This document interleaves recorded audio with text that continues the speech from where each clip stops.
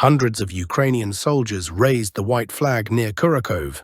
Russians suddenly surrounded 2,000 soldiers. Well, now let's move to the territory of Ukraine. Before we begin, I would like to sincerely ask you to subscribe to the channel. Your subscription helps the channel grow. Thank you to everyone who has subscribed. The persistent frost, which has lasted for several days, has given the Russian side maximum superiority, an advantage that Russia is now trying to fully exploit.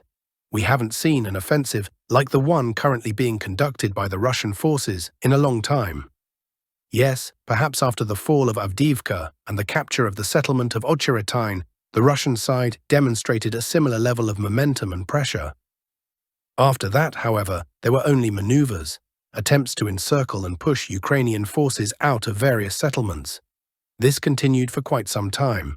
Then came the thaw: mud, rain, warm and unstable weather, humidity and fog.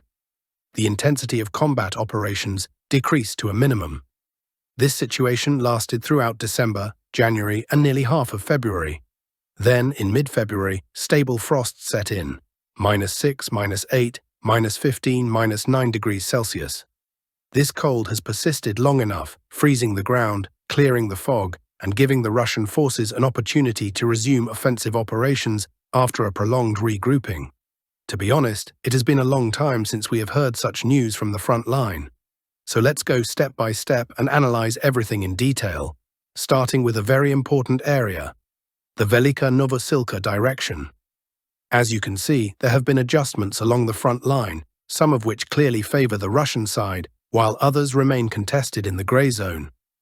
For comparison, let's look at the maps. This is the situation we observed as of February 15th. We can see that the Russian side had begun advancing toward the settlements of Bohatyr, Otradne, Dnipro-Enahaya and Skudne. And today, on February 16th, the first adjustments to the front line have begun to appear. Early in the morning, pro-Ukrainian cartographic services surprised everyone. In fact, they shocked many with their publications and reports, displaying a rather panicked tone.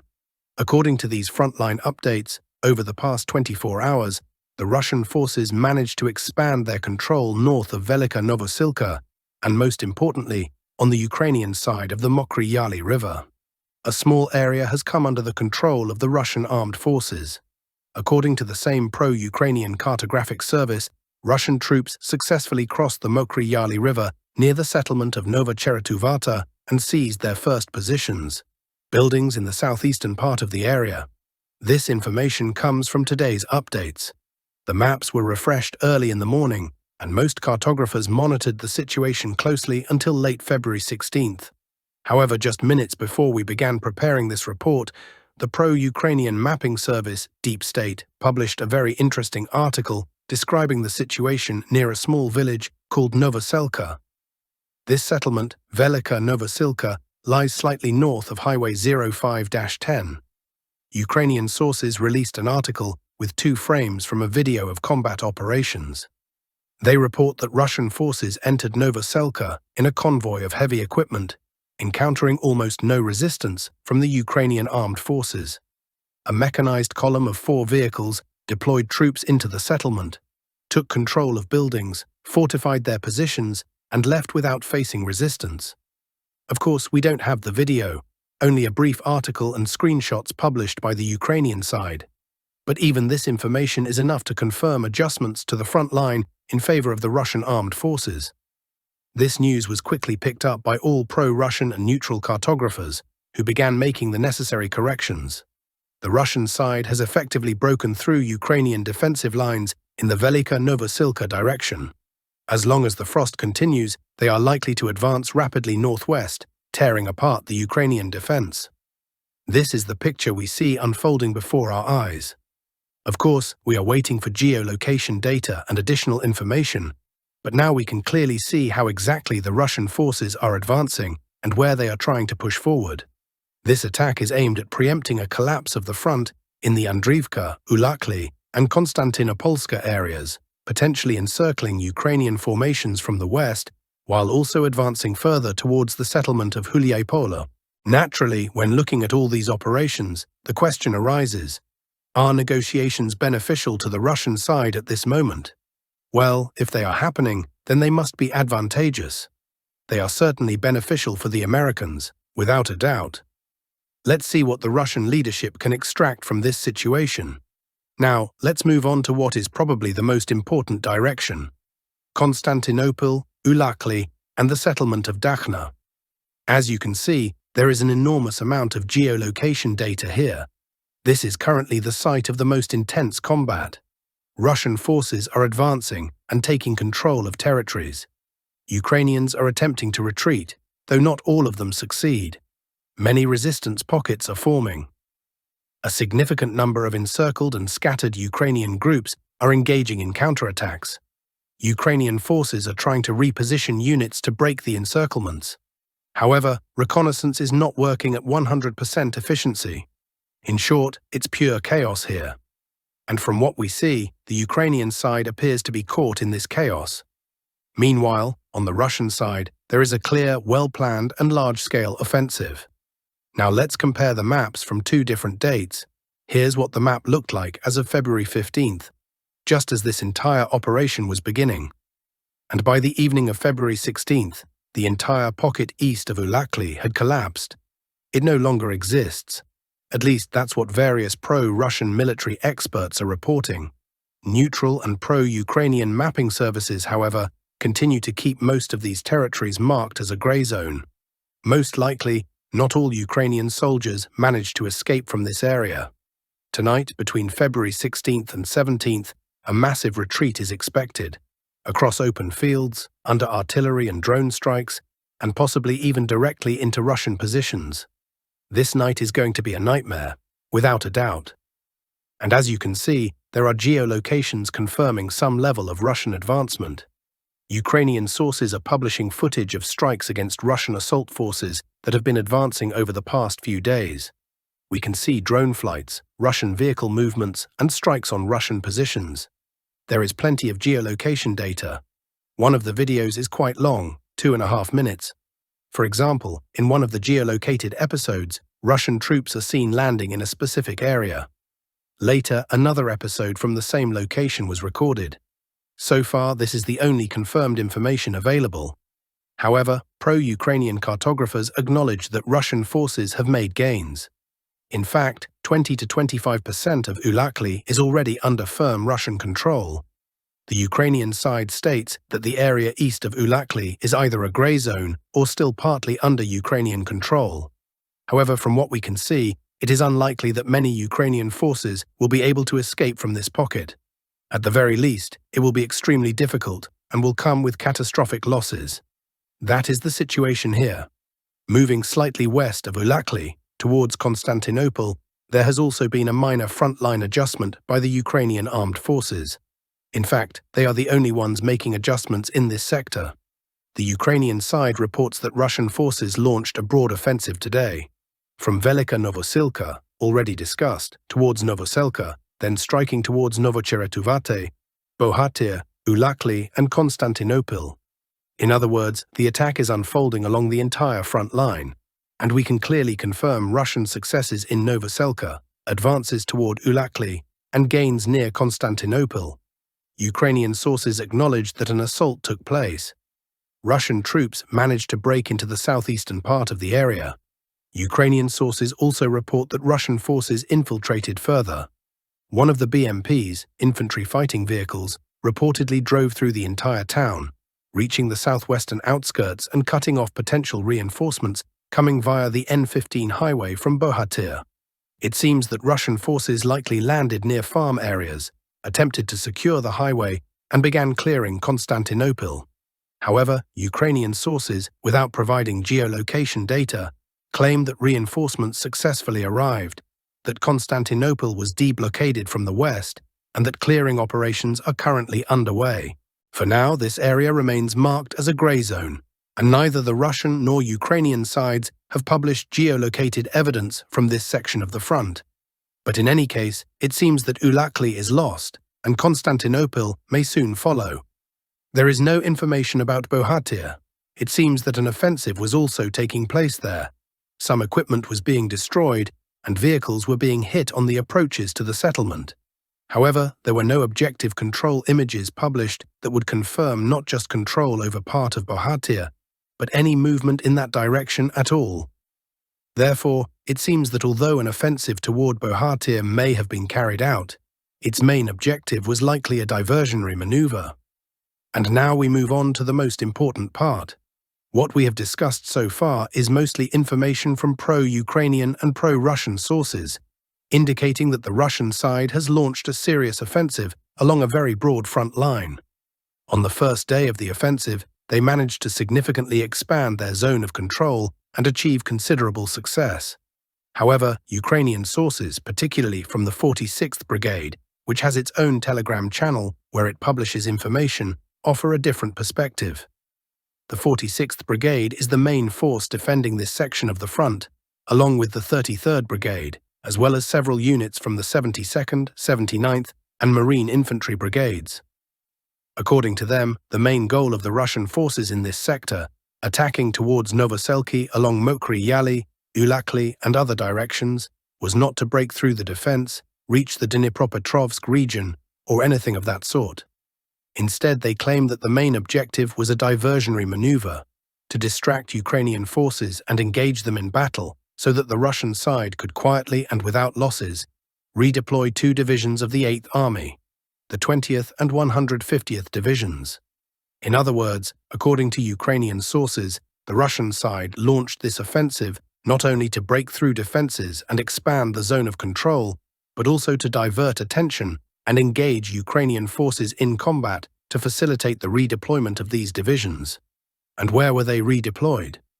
To the Donetsk direction. Furthermore, the 46th Brigade concludes that once the redeployment of these 2 divisions is complete, we should expect an increase in combat intensity in this sector. Ukrainian forces also claim that the transfer of these divisions took place from the Novopavlivka direction. Novopavlivka is essentially the route leading towards Dnipro, and it appears that these divisions were withdrawn from that section of the front. It is difficult to say how accurate this information is, but overall, considering the way the situation is unfolding on the ground, this explanation has a certain logic. We already know that a large-scale offensive towards Kostyantynivka is being prepared. Today, reports suggest that the defense in Chasiv Yar has collapsed. The battle has effectively moved into the outskirts of Kostyantynivka. The situation in Chasiv Yar appears to be approaching a logical conclusion. In general, it seems that the Russian side is deliberately not finalizing the battle for Chasiv Yar to keep its strategic intentions concealed.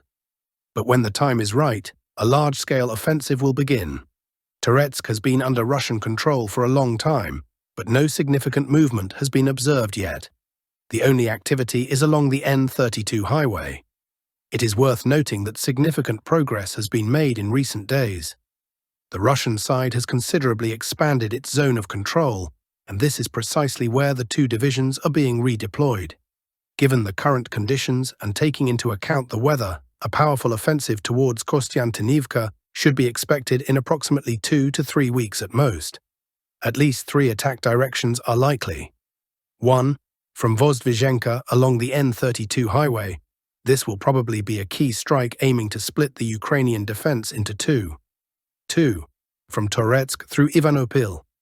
3. From the Bakhmut-Chasiv Yar direction, potentially advancing towards Oleksandro-Druzhkivka to cut off Kostyantynivka from supply routes. The Russian side is likely to attempt an offensive that preserves the infrastructure of Kostyantynivka rather than completely leveling it to the ground. This is how the situation is unfolding. We will continue to monitor further developments. As for the Dnipro direction, today the Russian side continued its offensive, breaking into Ukrainian defensive positions. At least, this is what pro-Ukrainian and neutral cartographic sources report. Over the past 24 hours, the Russian army has advanced along forest belts in an attempt to encircle Preobrazhenka from the north and northwest. Russian forces are also making steady progress along the Zaporizhzhia sector, already reaching the central part of the area. Fighting is now taking place on the western outskirts. The next targets are Preobrazhenka and the village of Troitske. Troitske is the second to last settlement before the border between Donetsk and Dnipro regions. Next will be Kurakhove. Now we move on to Pokrovsk. Once again, favorable frosty weather has set in, creating conditions for offensive operations.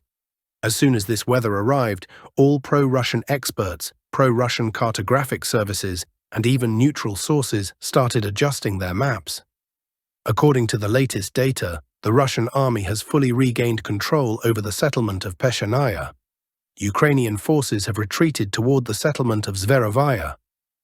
This means control over the territory has been restored, and most importantly, control over the supply route from the mainland towards Kotlin and Ulakly has been re-established. Over the past few days, Ukrainian forces have managed to regain control of at least 50% of Kotlin, particularly in the area of the Pokrovskaya mine administration and some small warehouses located in the north. This section of the front, according to various mapping services, has been retaken by the Ukrainian armed forces in recent days. For now, the area remains contested until verified geolocation data confirms otherwise. Meanwhile, Russian forces have made slight gains in Ulakly, reportedly controlling at least 20% of the settlement and gradually reducing the distance to the border. Now we move on to Donetsk. We've already discussed this area. Massive reinforcements are expected from the Donetsk and South Donetsk directions. Once they arrive, combat activity will intensify, and the real battle for Kostyantynivka will begin. As a reminder, in our view, the battle along the Pokrovsk-Kostyantynivka arc will be the decisive battle of the entire special military operation. The outcome will determine how peace agreements between Ukraine, the US, and the Russian Federation are negotiated. Settlements like Sloviansk and Kramatorsk will likely also see fighting, but those battles will be residual conflicts following the Pokrovsk-Kostyantynivka battle. The northern direction remains unchanged. Moving on to the southern Kupiansk sector, this is the Lyman front. Over the past 24 hours, Russian forces have made slight gains near the settlement of Yampolivka. Most likely, in the coming days or within the next week, the Russian Ministry of Defense will report the clearing of this section of the front, after which fighting will shift to the settlement of Torske, the last settlement on the Russian side of the Zherebets River. The northern Kupiansk direction remains unchanged, but there has been a minor adjustment along the front line near Topoli. Today, Ukrainian sources released footage of FPV drones striking Russian positions in the area. As a reminder, a few weeks ago, the Russian side reported a successful crossing of the Oskil River and the establishment of a foothold in this sector. Now, after some time has passed, we have received objective confirmation of these events. Now we arrive at the Suja salient, where the most important updates come from 2 or 3 sections of the front. Let's start with Sverdlikovo. According to objective control footage published by the Ukrainian side, today the Russian army has fully cleared the settlement of Sverdlikovo. At least 80% of the village is now under firm Russian control. However, there have been no geolocation updates from the southern part along the Lochnia River or from local farms. Nevertheless, some pro-Russian and neutral cartographers have already marked these areas as Russian-controlled. The Russian Ministry of Defense has yet to confirm this, but based on the information we've received from this front over the past few days, Sverdlikovo has been under stable Russian control since February 16th. The next target is Lebedevka, where fighting could begin soon. From there, the advance will continue northward toward Mala Lochnia. There have been some very interesting images published by Ukraine's 47th Brigade. According to their footage, in recent days, Russian forces have launched another large-scale assault on Ukrainian positions near the village. The attack involved Russian armored vehicles, marked with red flags, and a large number of Russian troops. The last recorded geolocation of this attack is at this point. Whether Russian forces managed to advance further remains unclear. One thing is certain, the assault was directed toward Nikolskoye. It is possible that Nikolskoye has already come under Russian control, but we are waiting for further confirmation. That's the situation in this sector and on the southeastern flank. Today, the settlement of Fansayevka was fully marked as under Russian control. Objective control footage released today shows Russian soldiers moving through the village, conducting clearing operations, and discussing the situation. Based on this footage, Fansayevka has been fully marked as controlled by Russian forces. The status of Cherkasskaya Konopelka remains unclear, but overall, Everything indicates that the Ukrainian side is losing the positions it gained during its previous offensive. The situation is gradually reversing. As we can see, the situation for the Ukrainian armed forces is extremely difficult. That's all the news for today. Subscribe and stay connected.